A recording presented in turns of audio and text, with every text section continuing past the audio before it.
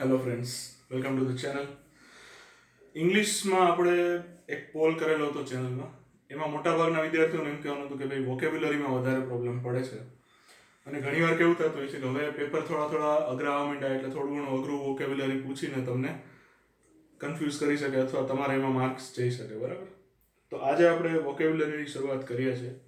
હવે વોકેબ્યુલરીની અંદર આમ તો ઘણું બધું આવે કે ભાઈ વન વર્ડ સબસ્ટિટ્યુશન આવે, idioms and phrases, synonym, antonym, પેરાનિમ, હોમોનિમ, ઘણી બધી વસ્તુ આવે હવે વોકેબ્યુલરીની અંદર. આપણે આજે શરૂઆત કરીએ છીએ ફોબિયાસથી, બરાબર? આપણને અમુક વાર આપેલું હોય કે ભાઈ આ ફોબિયા છે એ શેના રિલેટેડ છે, બરાબર? તો ફોબિયા એટલે શું થાય? પહેલા તો કે ફોબિયા એટલે ડર થાય. ફોબિયા ઇઝ ઇક્વલ ટુ ડર. કે આપણને બીક લાગતી હોય કે ભાઈ ઘણાને હાઈટથી બીક લાગતી હોય, ઘણાને પાણીથી બીક લાગતી હોય, બરાબર? અલગ અલગ જાતના ફોબિયાસ આપેલા છે. તો આમાં તમને કેવો શબ્દ પૂછશે કે ભાઈ ફોબિયા છે, તમારે માનો કે તમને કોઈ શબ્દ આપેલો છે ફોબિયા, એની આગળ કંઈક લખેલું હશે, બરાબર? જેમ કે જો અહીંયા આપણે લખેલું છે કે ભાઈ એકોસ્ટિકોફોબિયા, બરાબર? તો પહેલા આપણે ફોબિયા લખ્યું, પછી લખ્યું એકોસ્ટિકોફોબિયા, બરાબર? તો આવી રીતની રચના હશે, બનતા સુધી આવી રીતે આપશે. અને ફોબિયા છે એ જે માણસ ફોબિયાથી પીડાતો હોય એની આગળ આઈસી લાગશે, બરાબર? એ આગળ આપણે જોઈએ છે. ધારો કે આ એક્રોફોબિયા છે, ધારો કે મને એક્રોફોબિયા હોય તો આપણે શું કહીશું કે ભાઈ આઈ એમ એક્રોફોબિક, બરાબર? આ રીતના આગળ એક્ઝામ્પલ આપું છું. હજી આ તો ખાલી શરૂઆત માટે કે ભાઈ ફોબિયા એટલે તમને ડરને લગતું જે આખું આપેલું છે. હવે આની અંદર શું હોય કે ભાઈ અમુક અમુક જાતના શબ્દો હોય, જેમ કે આ અકુસ્ટિકોફોબિયા લખ્યું છે તો આપણને ખબર હોય છે કે ભાઈ ગિટાર, જો તમને સંગીતમાં રસ હોય તો તમને ખબર હશે કે ભાઈ ગિટાર છે એક અકુસ્ટિક ટાઈપનું ગિટાર આવે, બરાબર? હવે શું હોય કે ભાઈ તાર છે ગિટારનો, સ્ટ્રિંગ છે એ વાઇબ્રેટ થાય અને જે ગિટારનો જે શેપ હોય એની અંદરથી અવાજ આવે, બરાબર? એક હોલ આપેલું હોય ગિટારની અંદર કે ભાઈ ધારો કે આ રીતના ગિટાર છે તમારું, ઓકે?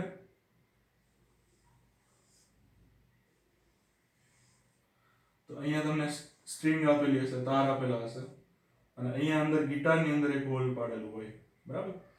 પોલું હોય અંદર ગિટાર, પણ એની અંદર હોલ આપેલો એટલે શું થાય? તમે આ સ્ટ્રિંગ જ્યારે વાઇબ્રેટ કરો તો આ હોલમાંથી તમને જે સ્ટ્રિંગ વાઇબ્રેટ થઈ હોય એ પ્રમાણે અવાજ ઉત્પન્ન થાય. તો અહીંયા એકોસ્ટિકનો મતલબ જ્યાં જે એકોસ્ટિક શબ્દ આવતો હોય ને ત્યાં તમારે સમજી લેવાનું કે અહીંયા અવાજનો, સાઉન્ડનો રેફરન્સ કીધો છે આપણને, બરાબર? કે અકુસ્ટિક ઇઝ રિલેટેડ ટુ સાઉન્ડ. અકુસ્ટિક એટલે સાઉન્ડ થાય એવું નથી કહેતો. હું કહું છું કે જ્યાં જે અકુસ્ટિક શબ્દ આવશે ને આ ખાસ લખી લેવાનું કે ત્યાં તમને સાઉન્ડને રિલેટેડ કંઈક તમને આપેલું હશે, બરાબર? તો અહીંયા અકુસ્ટિકોફોબિયા એટલે શું છે? ફોબિયા આગળ કીધું ડર. તો કેનો ડર? તો કે સાઉન્ડને ફિયર ઓફ સાઉન્ડ્સ, બરાબર? તો આનો મતલબ થાય ફિયર ઓફ સાઉન્ડ્સ. પછી છે એક્રોફોબિયા અથવા હાઇસોફોબિયા. આમાં શું હોય, એક એક તમે મીનિંગ લખતો જવાનું, તમારે જેમ જેમ તમને અનુકૂળ આવે એમ સ્ક્રીનશોટ પાડતો જવાનું, બરાબર? ઓકે, એક્રોફોબિયા. હવે અહીંયા આપણે ફોબિયાને આગળ લખ્યું છે એક્રો. હવે ઘણી વાર જો તમે ટીવીમાં ક્યાંય જોયું હોય કે ભાઈ ડાન્સ ઇન્ડિયા ડાન્સ ને એવા બધામાં અમુક એક એવા આવતા હોય એમાં આવી રીતે પેલું લટકાવેલું હોય, તમારે દોરી લટકાવેલી હોય અથવા કપડા લટકાવેલા હોય આવી રીતે, અને પછી ત્યાં લટકીને ભાઈ જે ડાન્સ કરવાવાળા છે એ ડાન્સ કરતા હોય, બરાબર?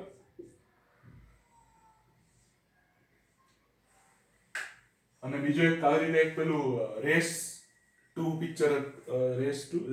પિક્ચર હતું આ સલમાન ખાન વાળું. એમાં એક ગીત આવે સેલ્ફિશ, બરાબર? ગીત તો ખરાબ છે પણ એની અંદર આવું ડાન્સ તમને જોવા મળશે. ડેઝી શાહ છે એક્રોબેટિક એક્ટ કરતા જોવા મળશે. તો કહેવાનો મતલબ શું છે કે ભાઈ એક્રો શબ્દ આવે ને ત્યાં તમારે થોડુંક હાઈટ ઉપર જવાનું થાય, બરાબર? તો એમાં તમને કીધું છે કે ભાઈ એક્રોફોબિયા એટલે શું થાય? High places, fear of high places, બરાબર? Fear of high places. બરાબર. આ જે એક્રોબેટિક ડાન્સ થતો હોય, એક્રોબેટિક એક્ટ થતો હોય ત્યારે માણસ હાઈટ ઉપર હશે, બરાબર. એક્રોનું જ્યાં રેફરન્સ આવતો હોય ત્યાં તમારે આ યાદ રાખવાનું છે.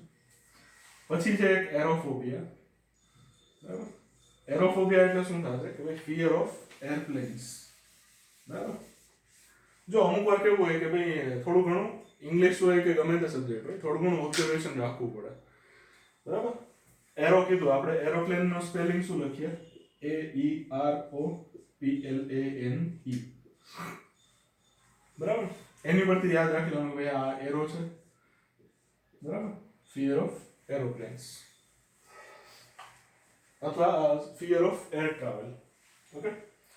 એરોફોબિયા એટલે ફિયર ઓફ એર ટ્રાવેલ. પછી આપણે કીધું છે અગોરાફોબિયા. હવે ઘણી જગ્યાએ તમે જો કદાચ બરોડામાં એવો એકાદો મોલ છે કે ભાઈ અગોરા સિટી મોલ એવું કંઈક બિલ્ડિંગ છે ત્યાં, અહીંયા તમને આપેલું છે અગોરાફોબિયા, બરાબર.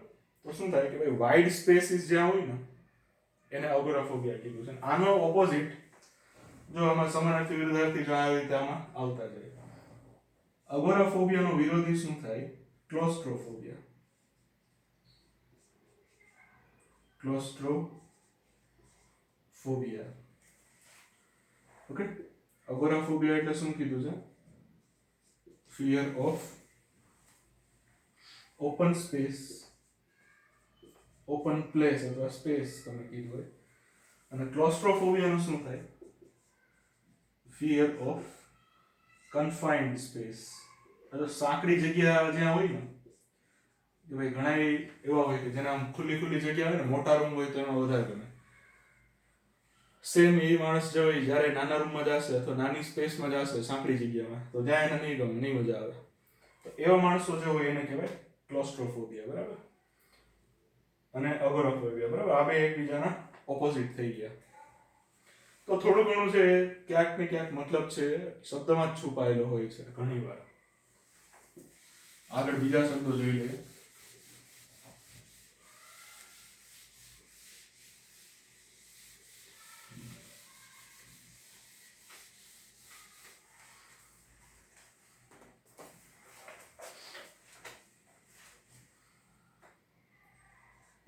આગળ છે અમેરિકોફોબિયા.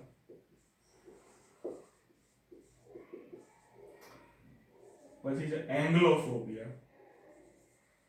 એંગ્લો શબ્દ ક્યાં આવે છે એ જરાક યાદ કરો.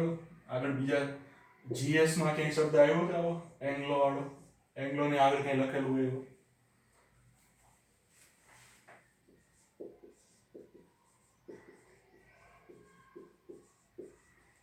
પછી એન્થ્રોપોફોબિયા.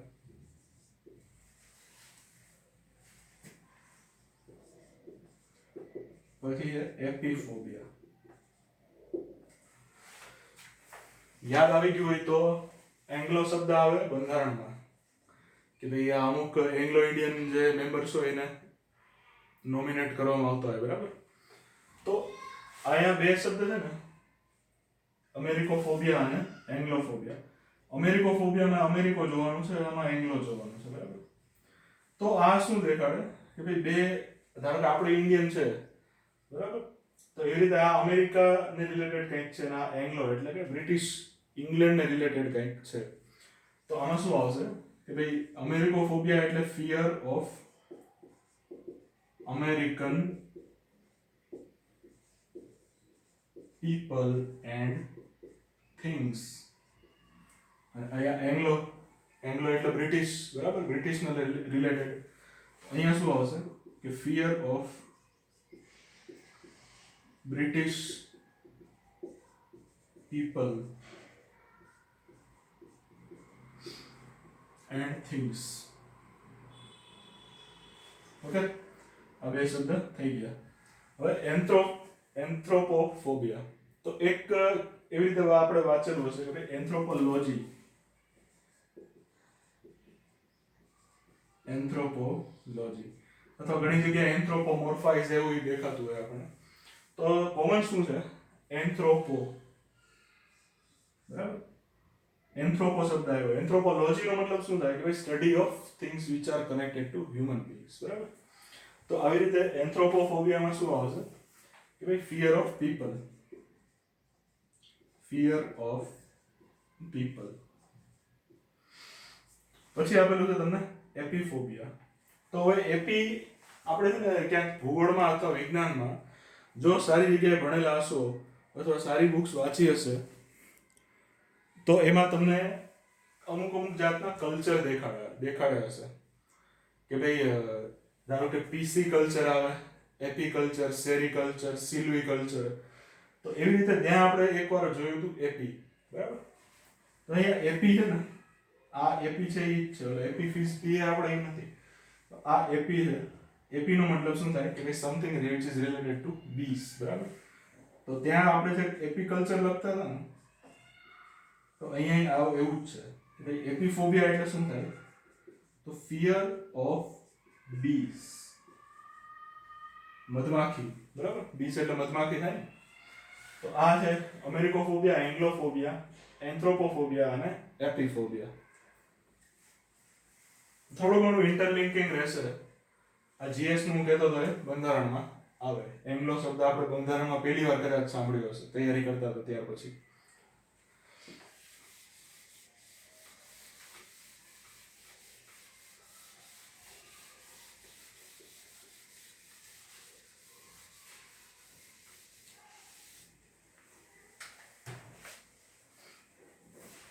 પછી એક આવે છે બેસિલોફોબિયા. બેસી જાવ એમ નથી હો, બેસિલોફોબિયા છે. અથવા માઇક્રોબાયોફોબિયા.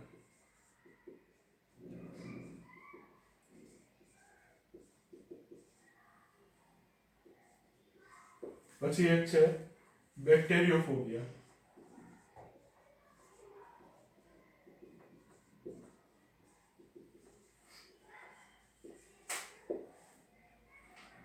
પછી છે બેલિસ્ટોફોબિયા. બેલિસ્ટો છે આ, એને લગતું કઈ સાયન્સ એન્ડ ટેકમાં જો સાંભળ્યું હોય તો જરાક મગજ દોડાવજો કે ક્યાં સાંભળ્યું હતું.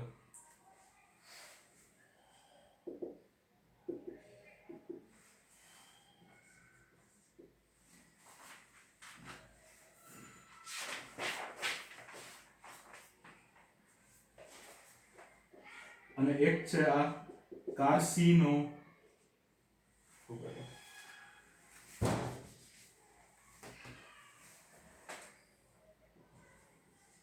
કાર્સિનોફોબિયા. કાર્સિનોને લગતું કંઈક રોજિંદા જીવનમાં રસાયણ વિજ્ઞાનમાં સાંભળ્યું હશે જો કેમિસ્ટ્રી સરખી રીતે ડીપમાં કરી હોય તો. હવે બેસિલોફોબિયા અથવા માઇક્રોબાયોફોબિયા. બેસિલો આપણે ક્યાંક સાંભળ્યું હશે કે ભાઈ લેક્ટોબેસિલસ બેક્ટેરિયા છે, બરાબર. એ ક્યાં હોય એ તમારે ગોતવાનું છે, બરાબર, હોમવર્ક. તો આપણા શરીરમાં અમુક બેક્ટેરિયા હોય, બરાબર. એક લેક્ટોબેસિલસ બેક્ટેરિયા જેવું કંઈક આપણે ક્યાંક વાંચેલું. અહીંયા એને લગતું જ તમને કીધું છે કે ભાઈ બેસિલોફોબિયા, ફિયર ઓફ માઇક્રોબ્સ. અહીંયા માઇક્રો છે જો, એટલે જો હોય ને અમુક માઇક્રોબિયમ્સ, ફિયર ઓફ માઇક્રોબ્સ. પછી કીધું છે બેક્ટેરિયોફોબિયા. આ તો સીધે સીધું સરળ કહી દીધું, બરાબર. ખબર જ બેક્ટેરિયા ઉપરથી બેક્ટેરિયોફોબિયા લખેલું છે. તો શું આવે? Fear of bacterias. Easy. Fear of bacterias. Ballistophobia. તમને મેં કીધું હતું કે આ ક્યાંક સાયન્સ એન્ડ ટેકમાં તમારે આવેલું જ છે. આપણે અમુક મિસાઇલ્સ ભણતા હોય, જો તમે જીપીએસસી ની તૈયારી કરી હોય તો હવે તો આ તલાટીના પેપરમાં તમારે થોડું ઘણું ઉપરથી તો જોવું પડશે કે ભાઈ કઈ મિસાઇલ ફાયર એન્ડ ફોરગેટ હોય, કે બેલિસ્ટિક મિસાઇલ હોય, કઈ સુપરસોનિક, સબસોનિક, ભારતમાં કઈ રેન્જ આવે, બરાબર. સિલેબસ આગળનો વિડીયો ના જોયો ને તો જોઈ લેજો. આ કોન્સ્ટેબલમાં સરપ્રાઈઝ મળી હતી એવી તલાટીના ક્લાર્કમાં સરપ્રાઈઝ ના મળવી જોઈએ, બરાબર. ચેતતા નર સદા સુખી, એવી રીતના આપણે એક કહેવત છે. તો ચેતતી નારી એ સદા સુખી જ છે. તો કહેવાનો મતલબ એમ છે કે તમારે આગળ તલાટી અને ક્લાર્કમાં જો આવા ડખા ના થાય એના માટે જીએ અને જીએસ છે ને એમાંથી કઈ એક વિષય છોડતા નહીં, બરાબર. થોડું ઘણું તો બધામાંથી આવડવું જોઈએ. એવું સાવ ન હોવું જોઈએ કે ભાઈ એક વિષય જ આખો મેં જવા દીધો, સ્કીપ જ કરી નાખ્યો, બરાબર. એક તો 3 વર્ષ લટકાવ્યા પછી ભરતી પાછી એ લોકો આપી છે, બરાબર. 2018માં જાહેરાત આવી હતી. તો કહેવાનો મતલબ એમ છે કે ભાઈ બેલિસ્ટોફોબિયા એટલે એક બેલિસ્ટિક મિસાઇલ આવતી હતી ક્યાંક સાયન્સ એન્ડ ટેકમાં. તો અહીંયા શું થાય કે ભાઈ બેલિસ્ટોફોબિયા એટલે ફિયર ઓફ પ્રોજેક્ટાઇલ્સ એવું થાય, અથવા ફિયર ઓફ બુલેટ્સ. પ્રોજેક્ટાઇલ એટલે શું કે ભાઈ તમે માનો કે અહીંયા ક્યાંક ઊભા છો, બરાબર. હવે અહીંયાથી તમારે આ તમારું જે લોન્ચર હોય એ છે, આની અંદરથી કંઈક તમે મિસાઇલ છોડી, તો મિસાઇલ કઈ રીતે જાય? આ પ્રક્ષેપાસ્ત્ર કે ને જે, તો આવી રીતનો કંઈક પ્રોજેક્ટાઇલની પેલી હોય, પ્રોફાઇલ હોય, બરાબર. એમ પ્રોજેક્ટાઇલ એમ થઈને પડે, સીધે સીધી આમ ના પડી જાય, આવી રીતે આમ પડે. તો અહીંયા શું કીધું છે? બેલિસ્ટોફોબિયા એટલે ફિયર ઓફ બુલેટ્સ. અને બેલિસ્ટિક એટલે કે ભાઈ પ્રોજેક્ટાઇલ થઈને જેની મોશન હોય ને એવી રીતનું, એ પ્રોજેક્ટાઇલને રિલેટેડ વસ્તુ હોય ને એ બેલિસ્ટિકમાં આવે. કાર્સિનોફોબિયા. હવે એક આપણે જોયું છે કે ભાઈ રોજિંદા જીવનમાં રસાયણ વિજ્ઞાન એવું કંઈક ચેપ્ટર આવે 11-12 સાયન્સમાં. હવે તમારે એવું થયું લેવલ કે ભાઈ જો તમારે સાયન્સ સામાન્ય વિજ્ઞાન વચાઈ ગયું હોય ને 8 થી 10, 6 થી 10 સુધીનું, તો થોડુંક ઉપરથી આ વાંચવું પડે. તો એમાં એક આવે કાર્સિનોજેન.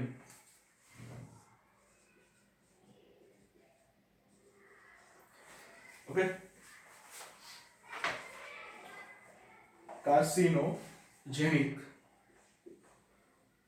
આનું આપણે જોઈ લીધું બેલિસ્ટોફોબિયાનું.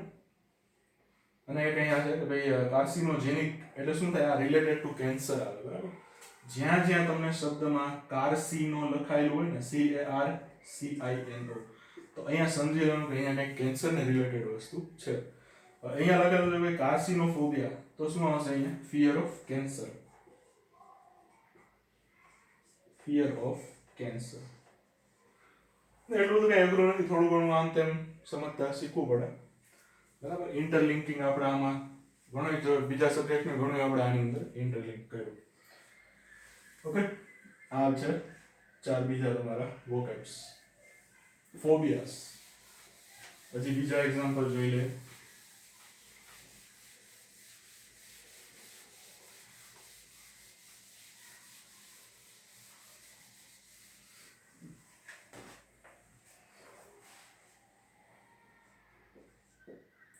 એક છે કાર્ડિયોફોબિયા,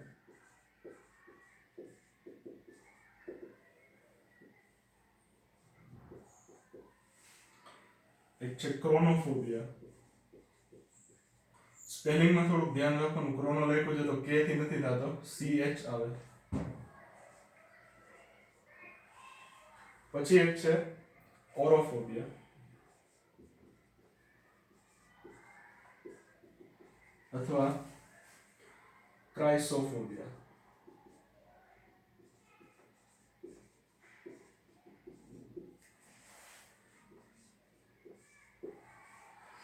એક છે ક્લોસ્ટ્રોફોબિયા. મેં આગળ તમને કરાવી દીધું. આપણે અગોરાફોબિયાનો વિરોધી શબ્દને આપણે ક્લોસ્ટ્રોફોબિયા લીધો હતો, બરાબર.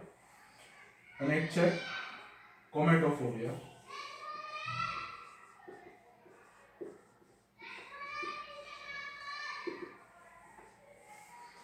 કાર્ડિયોફોબિયા એટલે શું થાય?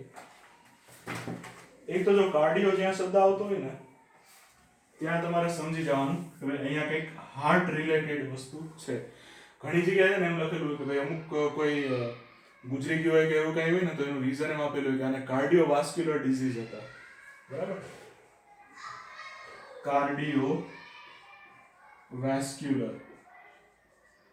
આમાં શું કહેવામાં આવેલું કે ભાઈ હૃદય અને જે આપણી નળીઓ હોય, જ્યાંથી આપણું લોહી જાતું હોય, આવતું હોય હૃદય સુધી, એને લગતા જે ડિઝીઝ હોય ને આની અંદર આવે. તો કાર્ડિયોફોબિયા એટલે શું થાય? ફિયર ઓફ હાર્ટ ડિઝીઝ, બરાબર. Fear of heart disease. પછી એક છે આપણને ક્રોનોફોબિયા આપી દીધું. આ જ્યારથી ભારત સરકાર આવી છે ત્યારથી પેલો એક મીમ બહુ ફરે કે ભાઈ આપ ક્રોનોલોજી સમજીએ, બરાબર. ક્રોનોલોજી એટલે શું કીધું છે સમજવાનું કે ભાઈ સિક્વન્સ છે ને એ તમને સમજવાની કીધી. કે ભાઈ પેલા ધારો કે આપણે બિનસચિવાલયની વાત કરતા હોઈએ, હોટ ટોપિક, તો કે ભાઈ પહેલા 2018માં જાહેરાત આવી, પછી આ 19માં એક્ઝામ લેવા તૈયાર થયા, એમાંય પાછું 12 બિનસચિવાલયમાં 12 વાળા નહીં બેસી શકે, 12 ધોરણવાળા એવું કીધું, પછી 12 બેકનું આંદોલન કર્યું, પછી 12 બેક વાળાને મંજૂરી આપી. તો આ આખી જે છે એને શું આપણે સેટ ઓફ ઇવેન્ટ્સને આપણે ક્રોનોલોજીમાં લીધા. તો મતલબ શું છે કે ભાઈ ક્રોનો જે શબ્દ આવ્યો છે તો આનો મતલબ શું થાય કે રિલેટેડ ટુ ટાઈમ છે, બરાબર. ક્રોનોલોજી એટલે તમારે આખી સિક્વન્સ સમજવાની છે વિથ રિસ્પેક્ટ ટુ ટાઈમ, કે ભાઈ ક્યારે શું થયું હતું. તો એના માટે શું થાય કે ભાઈ ફિયર ઓફ ટાઈમ. બીજું એક આગળ તમને દીધું છે ઓરોફોબિયા અથવા ક્રાઇસોફોબિયા, ક્રિસોફોબિયા, તમે જે કહો. હવે આમાં તમારે જવાનું છે કેમિસ્ટ્રીમાં. રસાયણ વિજ્ઞાનની અંદર આપણે સોના ચાંદી માટે શું લખતા હોય, AU લખતા હોય અને AG લખતા હોય, બરાબર. તો ઓરમ એટલે શું થાય? ઓરમનો સ્પેલિંગ AURUM, ગોલ્ડ, સોનું. તો સોનું ગુજરાતી ઇંગ્લિશમાં લખતો હતો સોનું, બરાબર. ફિયર ઓફ ગોલ્ડ, ઓરોફોબિયા એટલે, બરાબર. હવે આમાં OU નું તો AU નું તો આપણે જોયું કે ભાઈ સોનું છે. AG નું શું થાય એ જરાક જોઈ લેજો, હોમવર્ક તમારું. કેમિસ્ટ્રીમાં પીરિયોડિક ટેબલ આવર્ત કોષ્ટકમાં AU અને AG લખેલા હોય, એમાંથી AG ને શું કીધું છે એ તમારે તમારી રીતે જોવાનું છે, બરાબર. જોઈને કોમેન્ટમાં લખજો, હું સાચું છે કે ખોટું એ કહીશ તમને. પછી છે કોમેટોફોબિયા. શું દેખાય છે? કોમેટ દેખાય છે, COMET. હવે અહીંયા લખી દઉં છું fear of gold, fear of gold. અહીંયા લખું છું ફિયર ઓફ કોમેટ્સ. કોમેટ એટલે શું થાય? ધૂમકેતુ થાય. પેલો હોય ને અમુક હેલીનો ધૂમકેતુ લખેલ, એમાં સાઈડમાં કાઉન્સમાં લખતા હતા કોમેટ, બરાબર. થોડું ઘણું ઇંગ્લિશ શીખવાનું, ભલે સાયન્સ વાંચતા હોય તો એમાંથી એકાદ બે ઇંગ્લિશ શબ્દ છે ને એ પકડી લેવા. કોમેટોફોબિયા એનું કીધું છે, ફિયર ઓફ કોમેટ. અને આજનો એક છેલ્લો ફોબિયા લખાડી દઉં, એ છે સાયબર ફોબિયા.